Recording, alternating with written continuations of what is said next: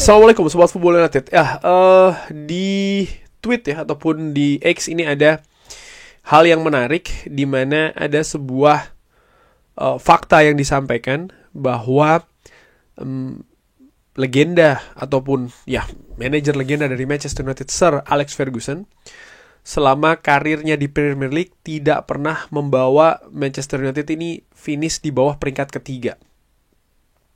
Dan di kalimat terakhirnya kurang lebih menyebutkan betapa gilanya klub ini jatuh saat ini gitu ya, bahwa Manchester United ya musim lalu peringkat ke-15 bahkan ini sangat jauh dari apa yang Sir Alex Ferguson lakukan untuk Manchester United. Mungkin sebelumnya ada beberapa komentar ya bang, cukup berbicara terkait dengan Sir Alex Ferguson ini sudah lewat bla bla. Enggak, salah total.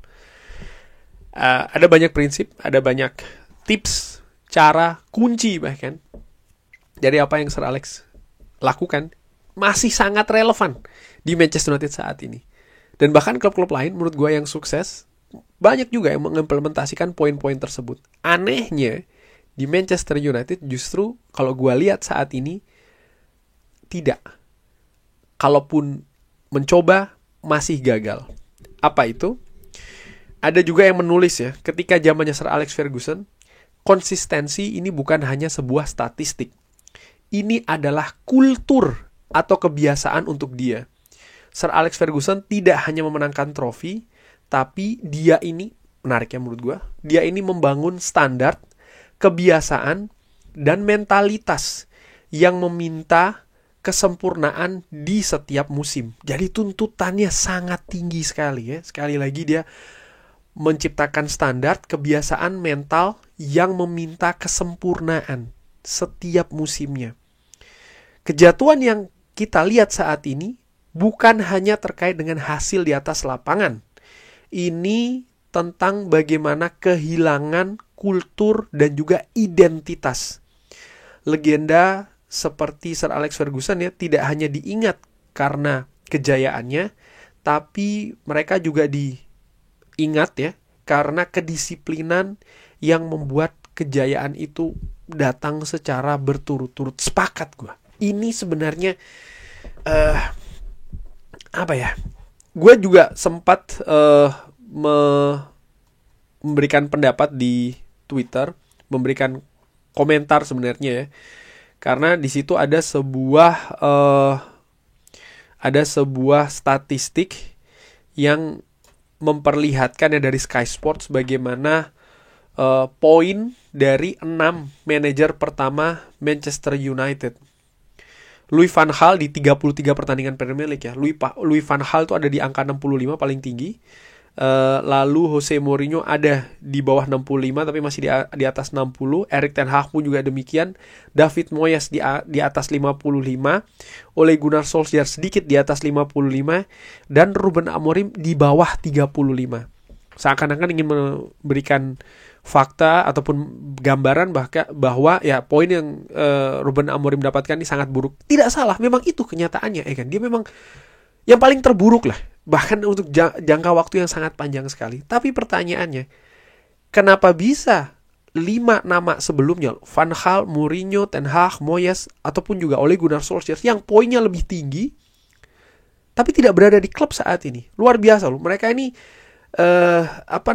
bahkan untuk Erik ten Hag misalnya, Mourinho dan Van Gaal ini 2 kali lipat lebih banyak dari angka, atau hampir 2 kali lipat ya, dari angka yang Ruben Amorim dapatkan saat ini. Tapi di mana mereka? Kenapa mereka tidak tetap berada di klub gitu?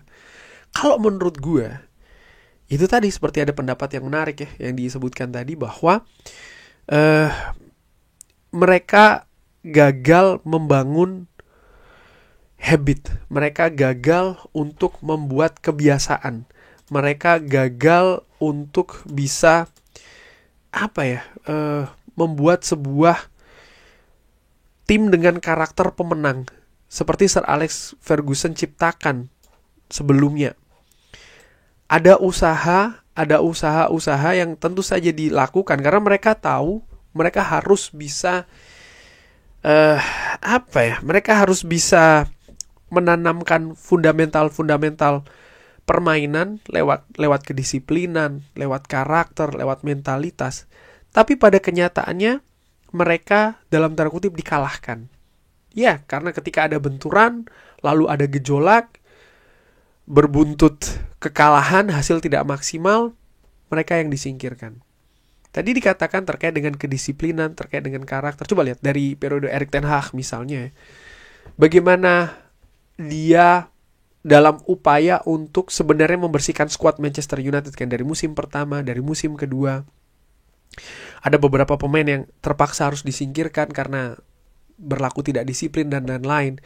Tapi ternyata tidak semudah itu saja. Karena ketika dia membuat, menurut gua ya, aksi-aksi memberikan hukuman misalnya, pemain itu terhukum. Tapi bagaimana dengan rekan-rekannya? Ternyata kalau menurut gue efeknya bisa sampai ke sana. Mungkin ada juga yang tidak terima dan lain-lain ya kan. Sehingga di keadaan karakter skuad yang tidak solid, dia berusaha untuk memperbaiki ataupun memasukkan sistem yang dia inginkan di musim keduanya ya kan. Salah satunya ya bermain dari 4-2-3-1 ke 4-3-3 dengan bermain lebih mengandalkan tidak lagi terlalu mengandalkan sayap menurut gue, tapi lebih ke dalam dan tidak berhasil. Lalu juga bagaimana pemain tidak mengcover area yang sangat luas. Ini kan juga menunjukkan kedisiplinan. Gol-gol yang tercipta juga di periode akhirnya dari Erik ten Hag ini kan banyak pembiaran. Misalnya gue inget gol pertama dari Tottenham Hotspur ketika Manchester United kalah 0-3. Bagaimana dari belakang sampai ke depan sampai gol tidak ada resiko pemain yang menghentikan pergerakan dari pemain Tottenham Hotspur. Ini kan lalu ketika menghadapi FC Twente misalnya, gue juga inget 1-1 pada saat itu di Old Trafford ya. Proses-proses seperti ini kan menunjukkan karakter dan juga kedisiplinan. Apa itu taktik, teknis, formasi dan lain-lain. Ketika kedisiplinan karakter tidak ada di atas lapangan, forget it, lupakan. Ole Gunnar Solskjaer juga seperti itu. Coba Sobat Football United fans Manchester United ingat ya, ketika Manchester United kalah telak menghadapi City ataupun juga Liverpool di Old Trafford, bagaimana proses gol tercipta? Sangat mudah, sangat terbuka. Tidak ada kedisiplinan ya. Ini kan karakter. Dan kalau melihat ya, kita lihat Ruben Amorim di beberapa pertandingan terakhir, kebobolan menghadapi Brentford, kebobolan menghadapi Manchester City. Dari 2 gol ini saja, proses gol kedua Manchester City dan gol ketiga dari Brentford, atau bahkan gol pertama juga.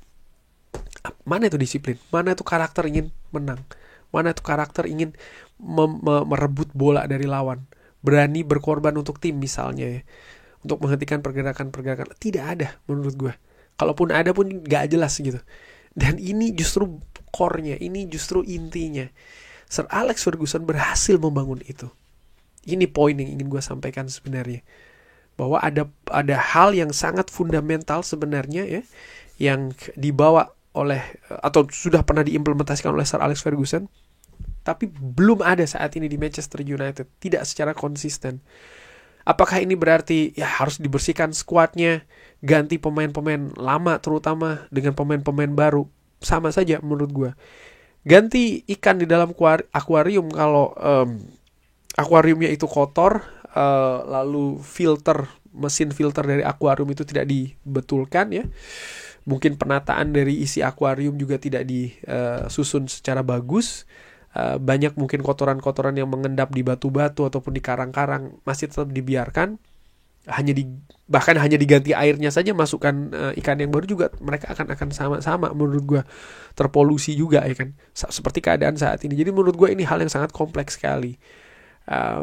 Apakah ini misalnya ada kaitan dengan ya kalau gitu percuma dong dengan Glazer? Ya gue nggak tahu, mungkin bisa jadi seperti itu ya, karena gue termasuk orang yang percaya segala sesuatu dalam sebuah organisasi, termasuk juga klub ataupun juga perusahaan dan lain-lain, ini berasal dari atas gitu, dari kepalanya. Saat ini memang ada co-owner, dan nampaknya co-owner ini lebih banyak memegang operasional sepak bola, dan apakah sekarang dia sedang melakukan itu? Kalau iya bagus gitu ya. Yang gue pahami, proses mengganti ikan di dalam akuarium yang sedang kotor itu memang membutuhkan waktu proses gitu ya.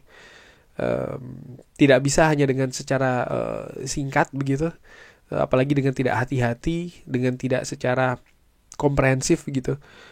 Ya ini akan membawa masalah yang sama saja Dan apakah itu yang saat ini terjadi di Manchester United? Kalau memang harus ditanggapi dengan sabar.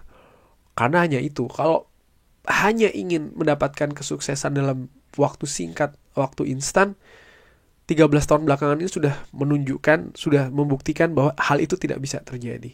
Mungkin kita ganti pelatih, kita ganti manajer di musim pertama, mereka sukses, tapi setelahnya mereka akan kelabakan lagi.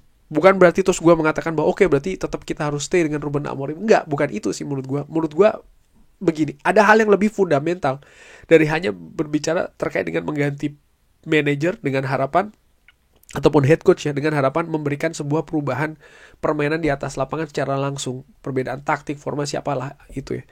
Tapi kalau hal ini, habit-habit ini, coba Sobat Football United lihat deh, proses gol, gak usah jauh-jauh, pertandingan menghadapi Brentford saja, itu terlihat jelas, terbuka sekali karakter kedisiplinan dari para pemain. Oh my god, mereka seperti clueless di atas lapangan loh. Kalau dikatakan ya berarti instruksi dari pemain, come on, mereka pemain profesional, pemain yang membela Manchester United gitu. Ada hal-hal taktikal yang harus dibimbing oleh manajer, iya. Tapi jangan lupa, tugas dari manajer ataupun head coach bukan hanya itu, tapi juga bagaimana membuat karakter itu hadir di atas lapangan. Bukan terkait dengan taktikal saja gitu ya. Karena ada beberapa atau beberapa atribut yang harus dimiliki juga oleh manajer itu kan, ataupun head coach, people management misalnya, baik itu secara individu maupun secara kolektif, komunikasi misalnya. Ini kan hal-hal yang sebenarnya sangat berhubungan dengan situasi teknis di atas lapangan. Mau sebagus apapun rencana, sistem permainan, taktik, strategi, you name it, whatever, tapi kalau para pemain di atas lapangan secara ogah-ogahan menerapkannya, tidak ada disiplin, tidak ada karakter, tidak ada tidak akan pernah sukses. Menurut gue seperti itu. Dan gue percaya nama-nama yang datang ke Manchester United nama-nama dengan kompetensi tinggi sebenarnya, kompetensi luar biasa. Tapi untuk merubah atau ya merubah mindset ya, memasukkan karakter pemenang, itu butuh waktu. Dan ini yang tidak pernah didapatkan oleh nama-nama sebelumnya. Kita lihat ya akan seperti apa kali ini. Terima kasih banyak. Bagaimana menurut Sobat Football United? Seperti biasa silahkan drop di kolom komen. Terima kasih sudah menyaksikan. Jangan lupa like, sholat, dan juga subscribe. Wassalamualaikum warahmatullahi wabarakatuh. Thank you.